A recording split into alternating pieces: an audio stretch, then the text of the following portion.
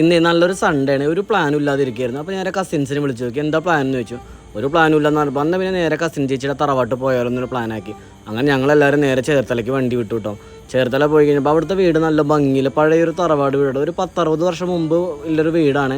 നല്ലൊരു കുളമൊക്കെ ഉണ്ട്, ആ കുളത്തിൽ ഞങ്ങളൊന്ന് കുളിക്കാറൊക്കെ ഉണ്ട്. പിന്നെ ഊഞ്ഞാലൊക്കെ കെട്ടി നല്ല എൻജോയ് ചെയ്യാൻ പറ്റിയൊരു വീട് കേട്ടോ. ഞങ്ങൾ ഇടയ്ക്കിടയ്ക്ക് ഇവിടെ വരാറുണ്ട് കേട്ടോ. അങ്ങനെ വീട്ടിലെത്തിക്കഴിഞ്ഞപ്പോൾ എന്തിനും പ്ലാനും വേണമല്ലോ, ഫുഡ് വേണമല്ലോ.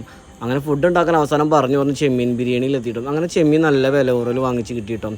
അങ്ങനെ ചെമ്മീൻ കിള്ളാനേ എൻ്റെ കസിനെ എത്തി ഭയങ്കര എക്സ്പേർട്ടാണ്. ഒരുത്തിക്ക് ഇതൊരു യൂണിവേഴ്സിറ്റി, അവൾ പഠിച്ചു വരുന്നുണ്ടായിരുന്നു കേട്ടോ. ചെമ്മീൻ ബിരിയാണി ഉണ്ടാക്കാനുള്ള സ്ഥലമൊക്കെ കളിയും സെറ്റാക്കി തന്നെ. പിള്ളേരുണ്ടായിരുന്നു, പിള്ളേരൊക്കെ അവരുടെ ലോകത്തേക്ക് വിട്ടേക്കും, നമുക്ക് വേറെ പണിയുണ്ടല്ലോ. അങ്ങനെ അതേ കിടക്കണം തൃശ്ശൂർ പൂരം. ഇതെല്ലാം നമ്മുടെ ചെമ്മീൻ ബിരിയാണിക്ക് ഉണ്ടാവാത്ത സാധനങ്ങളാട്ടോ. ഇനി ഇതെല്ലാം ക്ലീൻ ആക്കി എടുക്കണം. ഈ സമയത്ത് ഞാൻ അടുപ്പ് സെറ്റ് ചെയ്യായിരുന്നു കേട്ടോ. ഒരു ഊഞ്ഞാലിൻ്റെ ഒക്കെ ഒരു ആംബിയൻസ് ആയപ്പോൾ അടിപൊളി. ഇതെല്ലാം കണ്ടു എൻ്റെ അപ്പുറത്തെ കുറിഞ്ഞിപ്പൂച്ച വന്നിട്ടാണ് ഇതെന്താ അങ്കലാപ്പാണ് ഇവിടെ നടത്തുന്നത് വിചാരിച്ചിട്ട്. അങ്ങനെ പെട്ടെന്ന് പണി നിർത്തിഞ്ഞാൽ പെട്ടെന്ന് ബിരിയാണി കിട്ടുമെന്ന് പറയട്ടെ. എൻ്റെ കസിൻ അവനോട്ട് ഫുള്ള് അരിയിലും പെറുക്കലൊക്കെ അവൻ ഏറ്റെടുത്ത് തരണോ. എനിക്ക് പണി എളുപ്പമായിട്ടോ. ഞാൻ 1.5 കിലോ അരി ജീരകശാല അരിയുടെ കേട്ടോ എടുത്തിരുന്ന് ബിരിയാണി ഉണ്ടാക്കാൻ. ഇതുപോലൊരു തൂക്ക് ഫുള്ളായിട്ട് അരി ഉണ്ടായിരുന്നു. ഞാൻ ഫുള്ളെന്ന് പറയാൻ കാരണം വെച്ചാൽ നമുക്ക് ബിരിയാണിക്ക് ഒഴിക്കേണ്ട വെള്ളത്തിനെ കണക്ക് ഈ തൂക്കിലെ വെള്ളം നോക്കിയിട്ട് വേണം. അതായത് നമുക്ക് 1.5 തൂക്ക് വെള്ളം വേണം ബിരിയാണിക്ക് ഒഴിക്കാൻ വേണ്ടിയിട്ട്. അങ്ങനെ ഞാൻ ബിരിയാണീൻ്റെ അരി കഴുകാൻ വേണ്ടി വെള്ളത്തിലിട്ടു. ഞാൻ 20 മിനിറ്റ് വെള്ളത്തിലൊന്ന് കുതിർത്തിയിട്ടതിന് ശേഷം കഴുകി എടുത്തിട്ട് ഞാൻ നേരെ അത് വാർക്കാൻ വേണ്ടി വെച്ച്. ഇനി ആ വെള്ളമൊക്കെ ഒന്ന് വാർത്തിടുന്ന സമയം കൊണ്ട് എനിക്ക് വേറെ പണിയുണ്ട്. ഒരു പരിചയമില്ലാത്തൊരു പണി ചെയ്യാൻ വേണ്ടി ഞാൻ പോയിട്ടുണ്ട്. അതായത് ഒരു 200 ഗ്രാം ഇഞ്ചി വെളുത്തുള്ളിയൊക്കെ എടുത്തിട്ട് ഞാൻ അമ്മിക്കല്ലിലിട്ടിട്ട് ചതച്ചു കേട്ടോ. നല്ലപോലെ ചതച്ച് എന്നാണ്, ഒരുപാട് ചതച്ചിട്ടില്ല, അത്യാവശ്യം ഒന്ന് ഒതുക്കിയെടുത്തു എന്ന് വേണമെങ്കിൽ പറയാം കേട്ടോ. അതിനുശേഷം ഞാൻ നേരെ അടുപ്പിന് അങ്ങോട്ട് വന്നിട്ട് തീയതിച്ചപ്പോൾ ഒന്ന് ആളിപ്പോവൊക്കെ ചെയ്തു, എന്നാലും ശരിയായിട്ടോ. എന്നിട്ട് ഞാൻ നേരെ ചെമ്പ് അടുപ്പത്ത് വെച്ച് അതിനുശേഷം ഒരു 50 ഗ്രാം നെയ്യ് ഒഴിച്ചു കൊടുത്തിട്ടോ. നെയ്യ് ഒന്ന് ചൂടായി വന്ന സമയത്ത് കുറച്ച് കറുകപ്പട്ട, ഏലക്ക, ഗ്രാമ്പു, കത്തോലം ഒക്കെ ഇട്ട് കൊടുത്തേ. അതൊന്ന് ജസ്റ്റ് ഒന്ന് നോക്കുമ്പോൾ തന്നെ കശുവണ്ടിയും ഉണക്കമുന്തിരി ഇട്ട് കൊടുക്കണേ. ഉണക്കമുന്തിരി ഇട്ടതിന് പുറകെ തന്നെ വെള്ളം ഒഴിക്കുന്നുണ്ട്. അതായത് ഞാൻ പറയാം, നമ്മൾ നേരത്തെ ഒരു തൂക്ക് അരി എടുത്തു, നമുക്കിനി 1.5 തൂക്ക് വെള്ളം ഒഴിക്കുന്നുണ്ട്. അതായത് ഒരു തൂക്ക് അരിക്ക് നമ്മൾ 1.5 പാത്രം വെള്ളം ഒഴിച്ചു കൊടുക്കണം. അതാണ് ബിരിയാണിയുടെ വെള്ളത്തിൻ്റെ കണക്കിട്ടു. അങ്ങനെ ഞാൻ 1.5 പാത്രം വെള്ളം ഒഴിച്ചു കൊടുത്തേ. അപ്പോൾ ബിരിയാണി വെക്കുന്നവർ ശ്രദ്ധിക്കുക കേട്ടോ. അതിനകത്തോട്ട് ഞാൻ കുറച്ച് ഇഞ്ചി ചതച്ചതും കുറച്ച് വെളുത്തുള്ളി ചതച്ചതും ഒരു 2 പച്ചമുളക് ചതച്ചതും ഒരു ഇച്ചിരി പെരുംജീരകം, ഒരു വലിയൊരു സവോള നീളത്തിൽ കീറിയതും, ഒരു വലിയൊരു തക്കാളി അതുപോലെ വട്ടത്തിൽ കീറിയതും, പിന്നെ ഇച്ചിരി ഉപ്പ് ഇട്ട് കൊടുത്തു. ഉപ്പൊക്കെ നമുക്ക് ഇനി ആവശ്യം പോലെ ഇട്ട് കൊടുക്കാം കേട്ടോ. കാരണം വെച്ചാൽ ഇപ്പോൾ ആവശ്യത്തിന് കുറച്ച് ഉപ്പ് ഇട്ട് കൊടുത്താൽ മതി. അതിനകത്തോട്ടൊരു 1/4 ടീസ്പൂൺ മഞ്ഞൾപ്പൊടി. എനിക്ക് ബിരിയാണി വെക്കുമ്പോൾ ചെറുതായിട്ടൊരു മഞ്ഞ കളർ ഉണ്ടാവും, എനിക്കത് ഭയങ്കര ഇഷ്ടം കേട്ടോ. അല്ലെങ്കിൽ പക്ക വെള്ള കളർ എനിക്ക് അത്രയ്ക്ക് വലിയ ഇഷ്ടമല്ലാത്തതുകൊണ്ട് ഞാൻ എപ്പോഴും കുറച്ച് മഞ്ഞൾപ്പൊടി ഇടാറുണ്ട്. ആവശ്യം ഉണ്ടെങ്കിൽ മാത്രം മഞ്ഞൾപ്പൊടി ഇട്ടാൽ മതി. ഇനി ഇത് നല്ലപോലെ തിളക്കട്ടെ, നമുക്ക് വേറെ പണിയുണ്ട് കേട്ടോ. നമുക്ക് ഇനി ചെമ്മീൻ്റെ മസാല ഉണ്ടാക്കാൻ സമയമായി. അങ്ങനെ ഈ വക സാധനങ്ങളൊക്കെ ഉണ്ടാക്കാം, നമുക്ക് മസാല ഉണ്ടാക്കാം. ഞാൻ അങ്ങനെ ഒരു ബൗളിലോട്ട് നേരെ ചെമ്മീൻ കൊട്ടിയിട്ടു. അതിനകത്തോട്ട് ഒരു 3/4 ടീസ്പൂൺ ഉപ്പ് ഇട്ട് കൊടുത്തു, 1 ടീസ്പൂൺ മഞ്ഞൾപ്പൊടിയും കൂടി ഇട്ട് കൊടുത്തു. അതുപോലെ തന്നെ 1 ടീസ്പൂൺ മുളക് പൊടിയും കൂടി ഇട്ടു. ഞാൻ അധികം മുളക് പൊടി യൂസ് ചെയ്യുന്നില്ല കേട്ടോ. നമുക്ക് പച്ചമുളകും കുരുമുളകും കൂടുതൽ ഉപയോഗിക്കണം. അതിനുശേഷം ഞാൻ 2 തവിയിൽ തൈരും കൂടി ഒഴിച്ചു കൊടുത്തു കേട്ടോ. അതിനുശേഷം 1 ടീസ്പൂൺ കുരുമുളക് പൊടി ഇട്ട് കൊടുത്തു, നല്ലപോലെ ഇളക്കി കൊടുത്തു. ഇനി അതവിടെ റെസ്റ്റ് ചെയ്യാൻ വേണ്ടി വെച്ച് അപ്പോഴത്തേക്കും നമ്മുടെ വെള്ളമൊക്കെ നല്ലപോലെ തിളച്ചിട്ടുണ്ടായിരുന്നു കേട്ടോ. നമ്മൾ മറ്റേ ബിരിയാണി അരിയുടെ സമയമായിട്ടുണ്ടായിരുന്നു. അങ്ങനെ നമ്മൾ വാർത്ത് വെച്ച് നമ്മൾ ബിരിയാണി അരി ചെമ്പിലോട്ട് തട്ടി കൊടുത്തു കേട്ടോ. അപ്പോൾ നല്ലപോലെ ഇനി ഇത് തിളച്ച് കിട്ടാനുണ്ട്. അപ്പോൾ നല്ലപോലെ ഒന്ന് ഇളക്കി കൊടുക്കണം. ബിരിയാണിയിൽ നമ്മൾ അരി ഇട്ട് കഴിഞ്ഞാൽ ഫുൾ ടൈം ഇളക്കിക്കൊണ്ടിരിക്കണം. എന്നാന്ന് വെച്ച് കഴിഞ്ഞാൽ അടി പിടിക്കുക. അതിനുശേഷം ഞാൻ ഒരു 1.5 ഗ്ലാസ് പാൽ ഒഴിച്ചു കൊടുത്തിട്ടു. ഞാൻ ബിരിയാണി അരിയിൽ പാൽ ഒഴിക്കുന്നത് വെച്ചാൽ ആ അരിക്ക് ചെറിയൊരു മധുരം കിട്ടും, ഭയങ്കര ടേസ്റ്റ് ആയിരിക്കും കേട്ടോ. ഒന്ന് സോഫ്റ്റ് ആവും ചെയ്യും അരി ഒന്ന്. അതിനുശേഷം ഒരു ഇത്തിരി ഗരം മസാല, അത് ഞാൻ തന്നെ പൊടിച്ച ഗരം മസാല കേട്ടോ. ഗരം മസാലയും കൂടി ഇട്ട് കൊടുത്ത് നല്ലപോലെ ഇളക്കൽ തുടങ്ങി കേട്ടോ. ഇനി നമുക്ക് ഇളക്കൽ നിർത്താൻ പറ്റില്ല, കാരണം എന്ന് വെച്ച് കഴിഞ്ഞാൽ അടി പിടിക്കാണ്ട് നമ്മൾ സൂക്ഷിക്കണം. അതിനകത്തോട്ട് ഞാൻ ചെറിയൊരു ടീസ്പൂൺ നെയ്യ് ഒഴിച്ചു കൊടുത്തു കേട്ടോ. നല്ല സ്മെല്ലുണ്ടായിരുന്നു. ഇനി നല്ലപോലെ ഇളക്കി കൊടുത്തു. നമ്മൾ ഇളക്കി കൊടുക്കും തോറും ഇതിനകത്ത് വെള്ളം ഇങ്ങനെ കുറഞ്ഞു വന്നുകൊണ്ടേ ഇരിക്കും കേട്ടോ.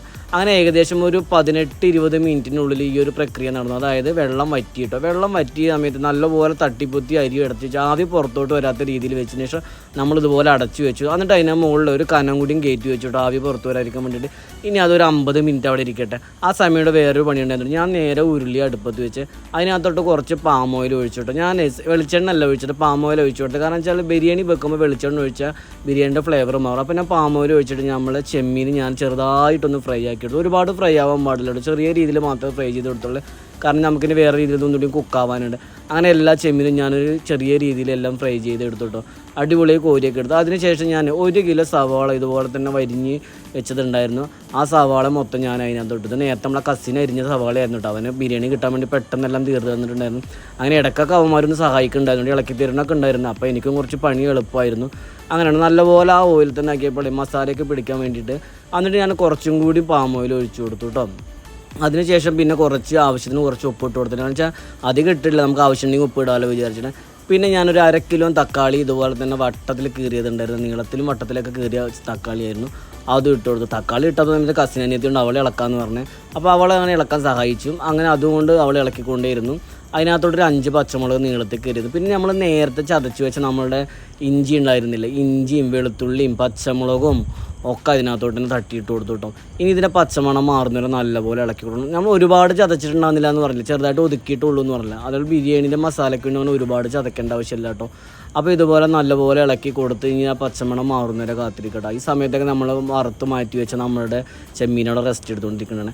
അതിനകത്തോട്ട് നമ്മൾ മറ്റേ സവാളയുടെ മസാലയ്ക്കകത്തോട്ട് ഞാൻ കുറച്ച് കുരുമുളക് പൊടിയും കുറച്ച് ഗരം മസാല ഇട്ട് കൊടുത്തു. ഇനി ആവശ്യമില്ല സമയത്ത് നമുക്കിത് വീണ്ടും ചേർക്കാനുണ്ട്. അപ്പോൾ ഞാൻ ഇത്തിരി മാത്രമേ ആദ്യം ചേർക്കുന്നുണ്ടായിരുന്നുള്ളൂ.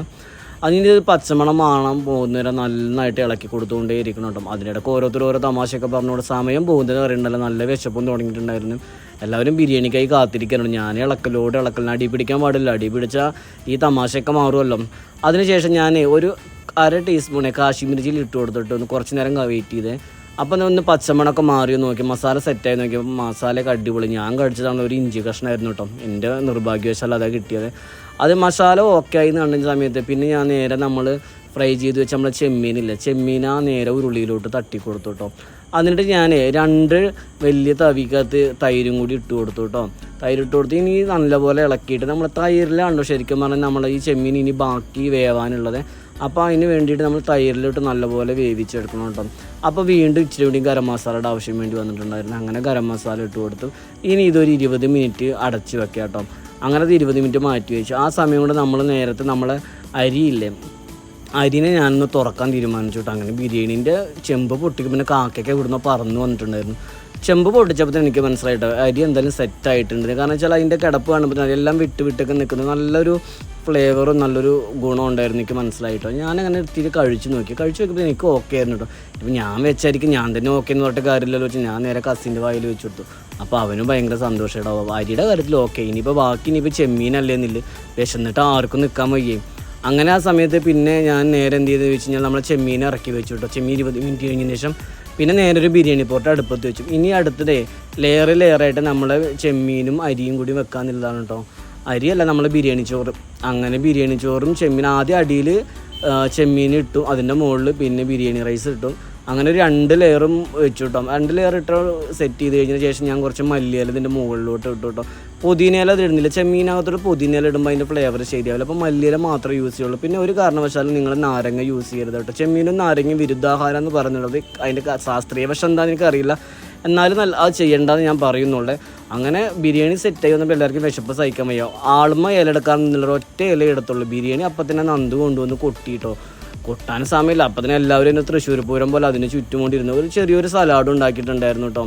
അങ്ങനെ ഞങ്ങളുടെ ഇന്നത്തെ ഞായറാഴ്ച എന്ന് പറഞ്ഞു കഴിഞ്ഞാൽ ഞങ്ങൾ ചെമ്മീൻ ബിരിയാണിയിലാണ് ഒതുക്കുണ്ടായിരുന്നു. എല്ലാവരും ഭയങ്കര ഹാപ്പിയായിട്ട് കസിൻസായിട്ട് ഇങ്ങനെ ഒരുമിച്ച് ഇരുന്നിട്ട് ഒരു സൺഡേ ആഘോഷിക്കാൻ കിട്ടുന്ന കാര്യം എന്ന് വെച്ചാൽ ഭയങ്കര ഹാപ്പിയാണ്. കുറച്ച് കഴിഞ്ഞാൽ പിന്നെ ഇലയൊക്കെ കാലിയായിട്ട്. അപ്പോൾ നിങ്ങൾക്കൊന്ന് ഇഷ്ടപ്പെട്ടൊന്ന് ലൈക്ക് അടിച്ചോളൂ, ബിരിയാണി ഉണ്ടാക്കി.